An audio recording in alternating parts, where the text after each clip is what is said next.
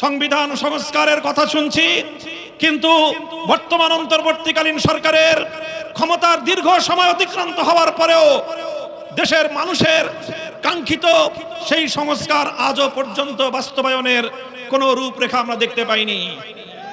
আমরা অন্তর্বর্তীকালীন সরকার প্রধানকে বলতে চাই, জনাব ডক্টর ইউনূস সাহেব, মেহেরবানি করে আপনি প্রথমে অনতিবিলম্বে সংবিধান সহ রাজনৈতিক ব্যবস্থা এবং নির্বাচন ব্যবস্থা সহ গুরুত্বপূর্ণ প্রতিটি সংস্কারের রোডম্যাপ ঘোষণা করেন।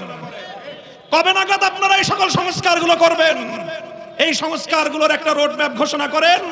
রোডম্যাপের ভিত্তিতে যথা উপযুক্ত সময়ে একটি যৌক্তিক সময়ের মধ্যে নির্বাচনের রোডম্যাপ ঘোষণা করেন। আর সেই নির্বাচন বাস্তবায়নের আগে বাংলাদেশের হাজার হাজার মানুষের রক্তের দাগ লেগে আছে যেই খুনি ফ্যাসিবাদী শেখ হাসিনা এবং তার খুনি মন্ত্রিসভা এবং প্রশাসনের হাতে, তাদের বিরুদ্ধে আইনানুগ ব্যবস্থা গ্রহণ সহ তাদের বিচার কার্যক্রমকে দৃশ্যমান পর্যায়ের উন্নতি করতে হবে।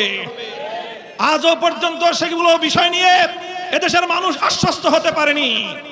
বাংলাদেশের বিগত জুলাই এবং আগস্ট বিপ্লবের প্রতিটি অংশীজনকে আমি আজ হেফাজতে ইসলামের পক্ষ থেকে উদাত্ত আহ্বান জানাতে চাই। বিগত 15 বছরের ফ্যাসিবাদী আমলে আমরা যারা রক্ত দিয়েছি রাজপথে, জীবন দিয়েছি রাজপথে, সকলকে আমি অ্যাড্রেস করি।